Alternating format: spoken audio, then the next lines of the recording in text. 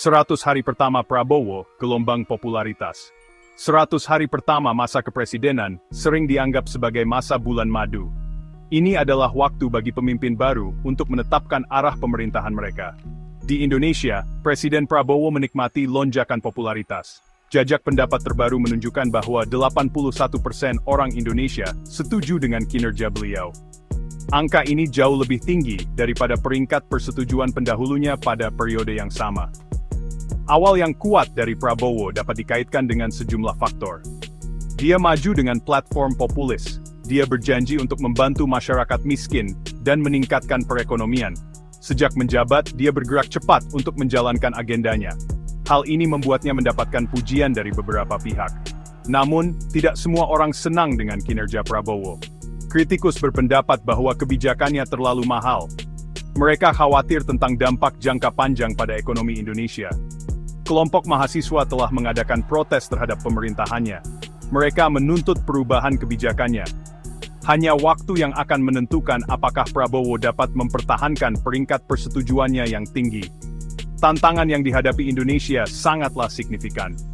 Dia perlu bekerja keras untuk mengatasi masalah yang dihadapi seluruh rakyat Indonesia.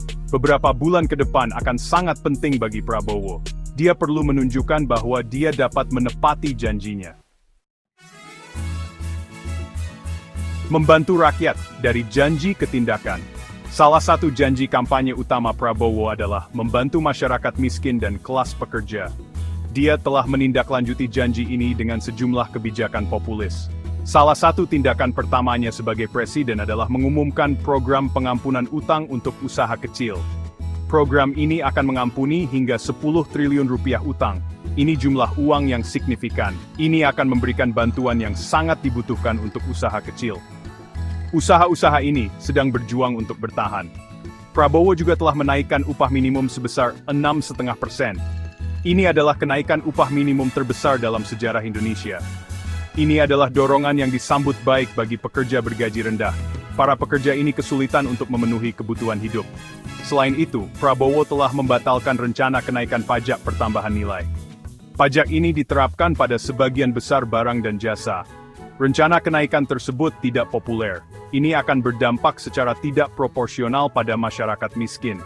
Kebijakan populis ini telah populer di kalangan banyak orang Indonesia. Mereka melihatnya sebagai tanda bahwa Prabowo berkomitmen untuk membantu rakyat.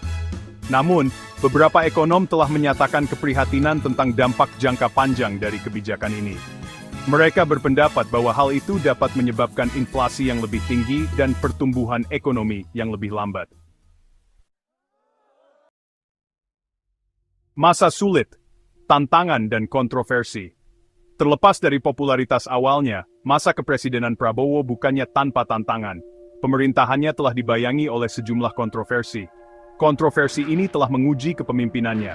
Kontroversi ini menimbulkan pertanyaan tentang kemampuannya untuk memerintah secara efektif. Salah satu tantangan paling signifikan adalah serangkaian protes mahasiswa. Protes ini telah terjadi di kota-kota besar di seluruh Indonesia. Para mahasiswa memprotes sejumlah kebijakan Prabowo. Mereka khususnya prihatin dengan kebijakan ekonominya. Mereka berpendapat bahwa kebijakan ini akan merugikan masyarakat miskin dan kelas pekerja. Selain protes mahasiswa, Prabowo juga menghadapi kritik atas penanganannya terhadap sejumlah masalah. Ini termasuk program makan siang sekolah yang kontroversial. Program ini telah diganggu oleh masalah logistik dan laporan keracunan makanan. Prabowo juga dikritik atas pengangkatan kabinetnya.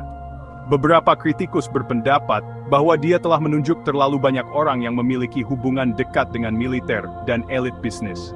Kritik ini berpendapat bahwa Prabowo tidak berkomitmen untuk melakukan reformasi. Tantangan dan kontroversi ini telah berdampak pada masa kepresidenan Prabowo. Hal ini menimbulkan keraguan tentang kemampuannya untuk menyatukan negara dan mengatasi tantangan yang dihadapi Indonesia. Melihat ke depan, campur aduk dan masa depan yang tidak pasti. 100 hari pertama, Prabowo menjabat merupakan masa yang campur aduk. Dia telah menikmati beberapa keberhasilan awal. Keberhasilan ini termasuk peringkat persetujuan yang tinggi dan penerapan beberapa kebijakan populis. Namun, dia juga menghadapi sejumlah tantangan. Tantangan ini termasuk protes mahasiswa, kontroversi kebijakan, dan kritik terhadap kabinetnya. Masih harus dilihat apakah Prabowo akan mampu mempertahankan popularitasnya dan memerintah Indonesia secara efektif. Dia perlu menanggapi kekhawatiran para pengkritiknya. Dia harus bekerja untuk menyatukan negara. Di bidang kebijakan luar negeri, Prabowo telah membuat beberapa langkah signifikan. Dia telah mengamankan keanggotaan Indonesia di BRICS. Ini adalah kelompok negara-negara ekonomi berkembang utama. Dia juga telah menandatangani sejumlah kesepakatan dengan Tiongkok. Kesepakatan ini bernilai miliaran dolar. Namun kebijakan luar negeri Prabowo juga menuai beberapa kritik. Beberapa pengamat khawatir tentang meningkatnya ketergantungan Indonesia pada Tiongkok.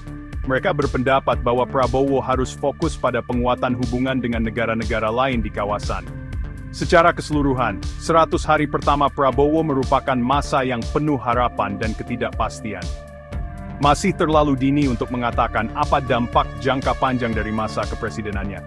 Hanya waktu yang akan menentukan apakah dia akan mampu memenuhi janjinya dan memimpin Indonesia menuju masa depan yang lebih cerah.